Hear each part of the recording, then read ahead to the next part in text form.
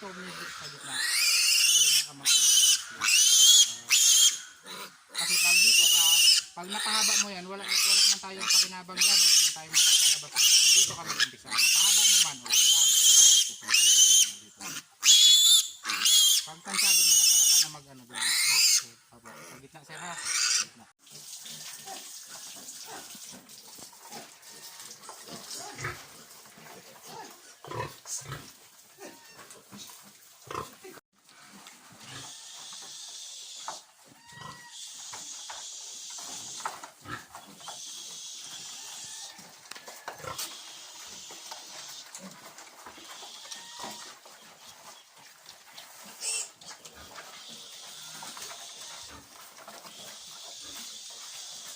Ayan na guys, oh.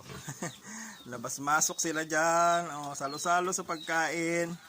Pero guys, hindi pa sila partner namin ha, lahat sila kakain dyan.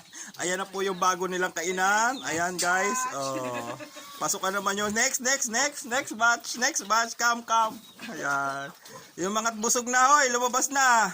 May bago pang darating. Hop, oh, ayan na po. Ayan po yung kagandahan yan guys, oh. Hindi pa yan, pero nain naman sila sa drinker. Ayan, oh. Oh, di ba? Ayan po yung drinker, hindi kita, madilim ayun. Oh. Ayan ang kagandahan yan, guys, kasi may drinker diyan. Kaya yung mga mag-aabil niyan, hindi na sila mahihirapan magpakain. Ayan, oh. Ayan pagkatapos kumain. Ayan, may hop, come. Come here. Ayun pa guys, oh. Ayan ang kagandahan diyan sa mga yan. Come, yung mga busog gutom, papasok pa diyan. Ayan, oh. Ayun. Oh.